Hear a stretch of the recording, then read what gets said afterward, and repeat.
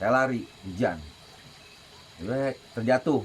Ini kalau kita di Pelawangan itu, di sini adalah tebingan, di sini adalah danau secara anak. Saya jatuh terguling. Center saya itu seperti nyala korek gini nih. Nah, tiba-tiba saya mendengar suara tahlil. Di sana ada orang la ilaha illallah. Di bukit sana ada orang tahlil la ilaha illallah. Seperti orang tahlil kita di kampung ya, mendengar dari toa dari mana suara tahlil. Di sekitar Bukit Rinjani itu terdengar suara tahlil.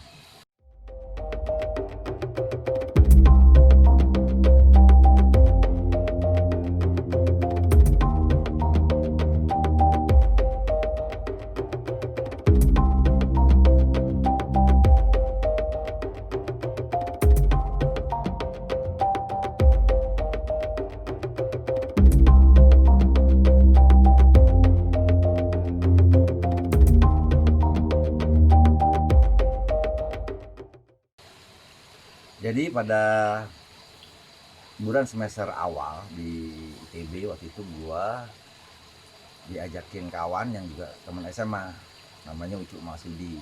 Dia datang ke kos,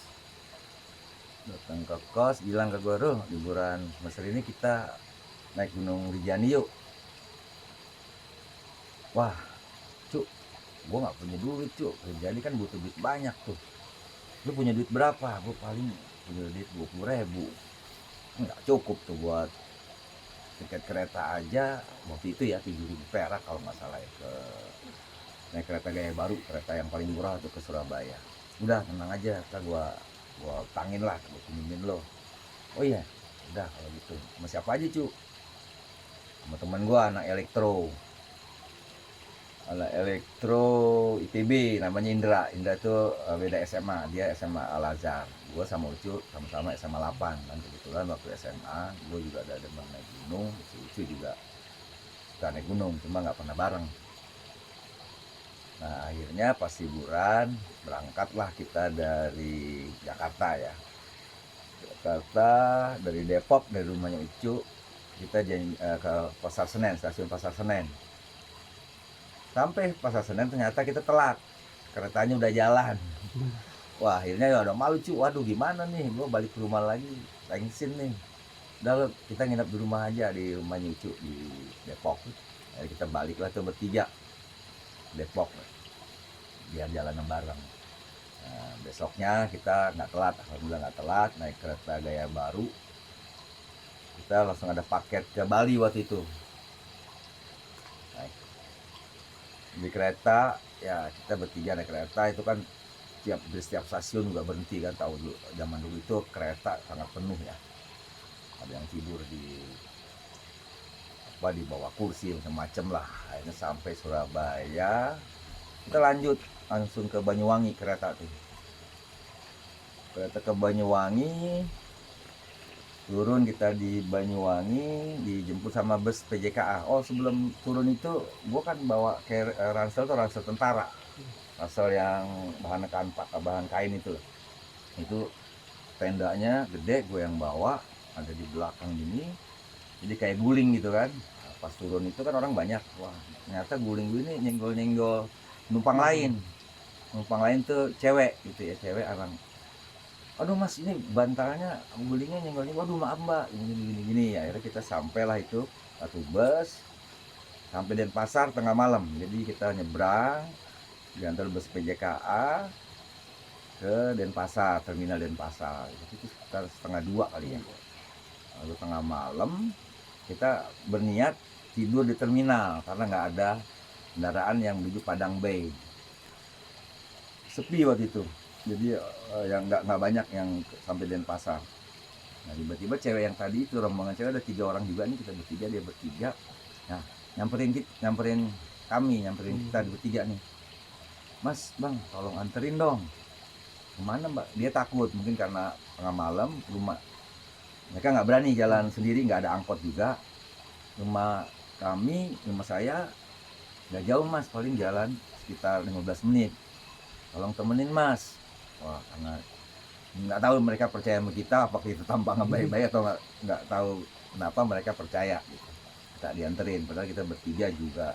Mungkin karena kita bawa ransel anak gunung mungkin dipercaya gitu ya, kita anterin karena dia takut ada preman atau apa gitu ya, karena tengah malam ya. Nggak, kalau kita kan memang niat tidur di terminal nunggu paginya. Akhirnya kita anterin lah jalan kaki, memang betul rumahnya nggak jauh.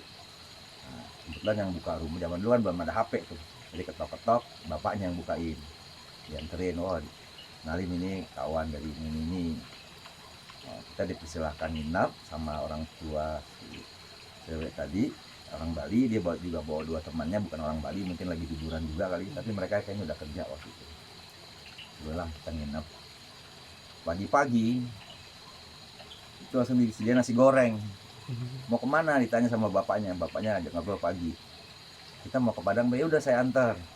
Diantar kita tuh naik mini cab, naik pick up. Wah, diantar kita, habis makan nasi goreng diantar pula. Wah, rezeki nomplok ini. Ditambah ngirit, kita bisa ngirit lah. Dari Padang Bayi kita naik Padang Bayi, sampailah kita, singkat cerita, kita sampai di Sembalun. Kita sampai di Sembalun di pos PHPA. Waktu itu pos PHPA nggak kayak sekarang. Pos PHPA itu cuma rumah penduduk, sebelahnya adalah kantor Babinsa, sebelahnya kantor PHPA. Jadi yang ngurus PHPA itu petani asli. Sebelahnya PHPA itu adalah kebun ubi. Mereka nanam kebun ubi, tidak ada toilet ketika itu, tahun 89 bulan Desember. Nggak ada toilet, jadi saya sakit perut, ya terpaksa buang hajatnya di kebun ubi itu. Nah, singkat cerita kita naik gunung itu tanggal 30 Desember. Waktu itu nggak ada ojek, kita jalan lewat Sembalun, jalan kaki sampai jalur lama yang muter. Singkat cerita kita sampai di Pelewangan itu sore. Di Pelewangan sore kita buka tenda, dan cuma kita bertiga, tidak ada pendaki lain. Cuma kami bertiga yang ada di Gunung Rinjani pada tanggal 30 Desember 1989. Kami cuma bertiga di tenda itu. Lantas kita istirahat, kita tidur di Pelewangan. Cuaca cerah ketika itu ya, jam 2 atau jam 3, 4 pagi lah kita. Saya berdua Ucu ke puncak, si Indra tidur di tenda. Jadi subuh itu, menjelang subuh kita ke puncak. Nah, alhamdulillah kita sampai puncak, turun sekitar jam 8 atau jam 9. Nah, ketika kami turun, rupanya sudah ada rombongan anak stan pala. Persis mereka bikin tenda di depan tenda kita, cuma 2 tenda gitu. Kita turun sudah ada tenda. Mungkin mereka baru sampai pagi di Pelewangan. Saya nggak ketemu mereka di jalan, tapi ketemunya di tenda pas turun. Oke. Oh ya, diantara kami bertiga itu cuma saya yang perokok berat. 2 kawan ini tidak merokok. Kebetulan rokok saya habis. Nah, kita mau turun, perkiraan saya waktu itu jalan turun mungkin cuma butuh waktu 3-4 jam. Setelah makan pagi, kita berkemas, semua kita packing. Nah, karena saya dibagi rokok, saya bagi juga lah sisa makanan, parafin segala macam, karena kita anggap nggak butuh lagi. Siang pasti sudah sampai di desa Sembalun. Nah, kawan saya jalan duluan, saya ditawarin rokok sebungkus. Saya bilang jangan, kawan-kawan pasti butuh. Saya minta 2 batang saja. 2 batang, satu saya hisap, satu saya taruh di kuping. Saya tukang kayu. Bisa taruh satu dari kuping ini saya hisap nih. Ini kawan sudah jalan nih, saya ngobrol lah. Nggak enak baru dibagi rokok, masa langsung jalan istilahnya. Habis makan, habis minta rokok, jalan. Ya enak, basa-basi. Nah, tiba-tiba hujan. Makin lama makin deras nih. Yang di sini mati, di sini basah. Waduh, hujan. Oke lah, saya pamit sama kawan-kawan anak stan pala itu. Anak sekolah stan itu sekolah tinggi administrasi negara ya. Mereka kalau nggak salah berempat, kami bertiga. Saya bisa mengejar kawan. kan ada selang mungkin 15 menitan itu. Saya lari, hujan, gue terjatuh. Ini kalau kita di Pelawangan itu, di sini adalah tebingnya, di sini adalah danau Segara Anak. Saya jatuh terguling, alhamdulillah nggak sampai keprosok terus ke arah kanan, bukan ke arah danau ya. Jatuh terguling, saya pegangan itu ada pohon edelweiss gitu ya. Alhamdulillah selamat, nggak sampai terguling terus. Bangkit saya, karena sudah jatuh, akhirnya saya jalan pelan-pelan. Jalurnya ketika itu nggak langsung kayak sekarang, nggak langsung mapas punggungan, tapi melipir di atas punggungan, tidak melipir di atas punggungan. Saya mulai jalan pelan-pelan. Hari mulai siang, saya nggak melihat kawan, tidak ada pendaki yang naik. Kira-kira selang 1 jam kemudian saya melihat pendaki bapak-bapak, mungkin seusia 50 tahun sekarang, seperti sekarang inilah, seperti usia saya saat ini. Mereka bawa porter, bawa ayam hidup dibawa, mungkin mau bermalam di Pelawangan juga atau di Danau Segara Anak. Hanya rombongan bapak-bapak ini yang membawa porter, kalau nggak salah 3 orang yang saya temui di perjalanan itu. Saya jalan sangat pelan karena takut jatuh lagi. Sudah tidak hujan. Saya periksa ketika hari mulai jam 2 sore gitu ya, jam 2 atau jam 3, saya mulai cek senter saya. Oh, rupanya hidup, jadi kegencet. Ini kesalahan saya tidak balik baterainya, nyala, sudah redup. Akhirnya saya jalan sendiri, tidak ada pendaki lain. Hari makin sore, saya cuma punya bekal di botol aqua yang besar itu ya, cuma air, cuma 1/4 air lah. Dan bekal saya cuma itu. Ketika di jalanan ini, di Rinjani itu kan padang rumput ya, padang rumput, tapi sebelah kiri adalah hutan. Ketika jalan sendirian ini, saya melihat di jalan setapak itu ada babi hutan, ibu babi hutan dan anaknya. Waduh, ini gimana nih, kan mau diseruduk lagi. Tapi dilala alhamdulillah, kira-kira jarak 50 meter, dia kembali masuk hutan, babi hutan dan anaknya ini. Oh, jalan saya artinya, wah, saya nggak perlu khawatir lagi, jalan terus pelan-pelan. Wah, ada lapar nih, karena di luar target saya. Target tadi kan jam 12 siang atau jam 1 juga sampai, ternyata ini masih di perbukitan. Makin lapar, hari makin gelap. Nah, senter saya mulai nyalakan tuh. Senter saya itu seperti nyala korek gini nih. Tapi karena lewat Sembalun itu adalah padang, jadi tidak terlalu mengkhawatirkan langsung jalan. Jadi saya senter kira-kira 10 meter, saya senterin, jalan masih lurus, saya jalan. Hari makin gelap, senter juga makin redup. Letih, tidak ketemu pendaki, tidak makan, akhirnya saya tertidur di punggungan jalan setapak. Saya tidur di jalan setapak itu. Nah, saat terbangun, saya langsung jalan lagi tapi terasa makin menanjak. Rinjani itu perbukitan kan, jadi kita tidak bisa tahu ini, saya ketika itu ya nggak tahu ini jalan turun atau jalan nanjak, tapi terasa semakin nanjak karena keliling saya lihat sana bukit, sini bukit, belakang bukit, depan bukit. Tapi dengan membaca bismillah, saya akhirnya balik kanan. Bismillahirrahmanirrahim, balik kanan. Saya balik kanan. Saya berharap ketika itu ada pendaki yang naik. Paling nggak saya bisa minta makanan, ataupun ya minta makanan lah. Saya lapar sekali waktu itu. Tenaga sudah gontai. Saya baca bismillah, yakin balik kanan. Dan kayaknya betul, karena jalan semakin menurun terasa. Karena senter saya redup, saya juga jalan nggak bisa cepat. Senter redup, perut lapar. Kaki saya basah, jadi tambah berat beban. Jadi jalan beberapa langkah, istirahat, beberapa langkah, senterin, jalan masih lurus, saya jalan 10 langkah, berhenti, senterin lagi, ke jalan.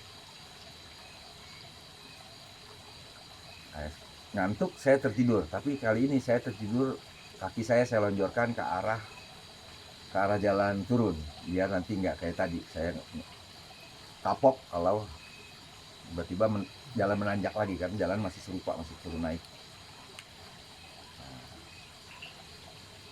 Saya sangat berharap ketika bangun ataupun ketika saat beristirahat ada pendaki yang lewat, tapi saya tidak melihat senter atau cahaya yang naik ke atas. Itu malam tahun baru. Saya terbangun, hari makin larut ya. Nggak tahu jam berapa waktu itu, karena saya juga tidak bawa jam, tidak ada HP. Yang ada adalah bintang-bintang di langit, dan saya jalan terus dalam keadaan lapar. Nah, tiba-tiba saya mendengar suara tahlil. Di sana ada orang la ilaha illallah, di bukit sana ada orang tahlil la ilaha illallah, seperti orang tahlil kita di kampung ya, mendengar dari Powak, dari mana suara tahlil. Di sekitar Bukit Rinjani itu terdengar suara tahlil. Akhirnya saya ikut bertahlil. Jalan saya la ilaha illallah. Nah, tidak ada orang lagi. Nah, tidak ada orang, tidak ada cahaya, cuma ada cahaya bintang, tapi cerah betulan. Saya ikut bertahlil sambil berdoa, mudah-mudahan ada yang lewat, mudah-mudahan ada pendaki yang naik ke atas. Capek, saya berhenti lagi, tertidur lagi. Saya berdoa, mudah-mudahan ada pendaki yang naik, dan sampai akhirnya saya tertidur. Setelah bangun, doa saya sepertinya terkabul, tapi bukan pendaki yang lewat atau yang membangunkan saya. Ternyata ada seekor anjing. Ada seekor anjing warnanya putih. Waktu kecil saya termasuk orang yang tidak terbiasa dekat dengan anjing. Bahkan di kampung saya ini kalau ada anjing masuk ke wilayah kampung dikejar-kejar. Ada yang ditipukin, tapi saya tidak pernah ikut nimpukin anjing. Nah, anjing ini saya duduk, dia duduk. Artinya dia tidak kemana-mana, duduk situ. Ketika saya angkat carrier, nyalain center, anjing ini ternyata jalan duluan. Nah, dari situlah saya tidak perlu center lagi. Jadi ekor anjing yang berwarna putih dan tubuh anjing yang berbulu putih ini jadi pengganti center saya. Jadi dia jalan, saya ikutin anjing. Ketika saya capek, anjing itu juga ikut berhenti. Saya tidur, rupanya anjing ini juga menemani saya terus. Jadi ketika saya bangun, anjing ini juga bangun.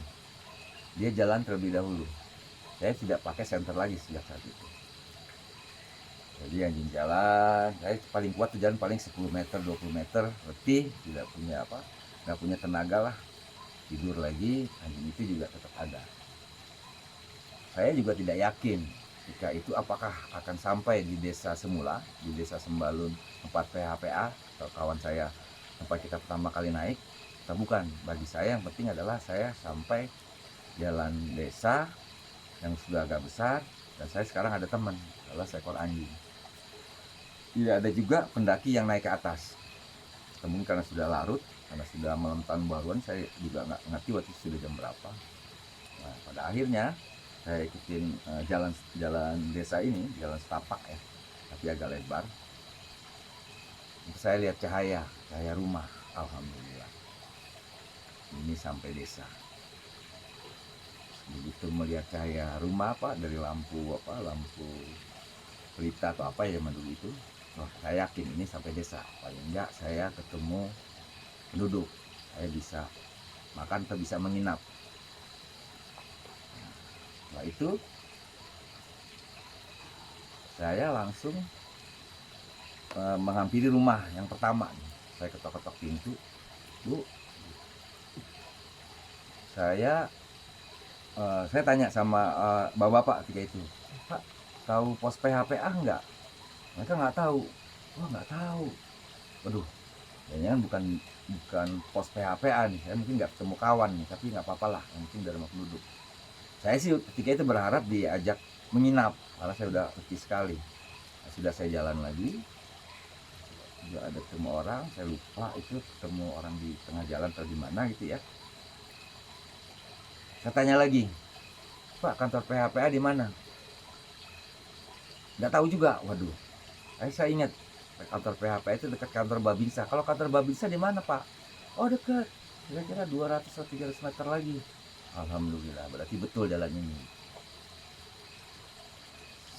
Gembira saya, artinya wah selamat lah, paling nggak bisa ketemu kawan ini. Paling kalau 300 meter gitu, tenaga saya jadi tambah kuat, walaupun belum makan juga karena udah yakin kan pasti sampai. Dilalahnya saya lupa mengucapkan terima kasih sama anjing yang tadi nolongin saya. Karena ketika saya lihat lampu tadi, saya juga udah tidak ngeliat anjing itu lagi. Mungkin karena saking gembiranya ya, saya tidak lihat anjing itu pergi kemana. Pasti ketika lihat lampu, saya udah langsung pikirannya alhamdulillah. Kalau anjing hilang kemana saya nggak ngerti. Sampailah saya ke pos PHPA. Pos PHPA, wah ini dia bener, saya ketok. Teman saya sudah tidur, capek kali mereka letih. Penjaganya, bapak penjaga atau bapak pos PHPA itu masih terjaga. Waduh Pak, kalau 1 jam lagi bapak belum turun, kami akan ke atas. Oh jadi saya teringat anjing di situ. Oh udah Pak, nggak perlu ini, saya tadi diantar anjing ya. Anjing Rinjani warnanya putih. Jadi saat saya sendiri itu, disitulah saya merasa kita ini nggak ada apa-apanya. Dan disitulah yakinnya saya adanya yang Maha Kuasa. Dan bahwa pertolongan yang Maha Kuasa itu belum tentu apa yang kita mau. Saya sadar tanpa pertolongan Tuhan anjing itu tak akan datang. Walaupun saya mintanya ada pendaki, harapan saya adalah ada pendaki yang lewat bawa makanan, saya bisa bertahan hidup atau paling tidak nggak kelaparan. Ternyata yang dikirim adalah seekor anjing.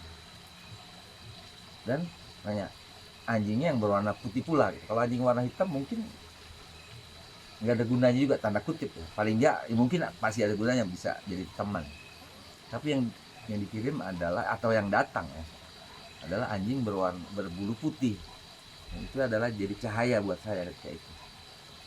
Dan dari situ juga saya sadar sebagai manusia, jika saya sendirian, kita memang sangat kecil di alam semesta. Karena di sekeliling saya ketika itu adalah hutan padang, bukan hutan embun ya, hutan padang rumput. Dan di atas adalah bintang-bintang. Cuma ada bintang-bintang, padang ilalang, dan saya.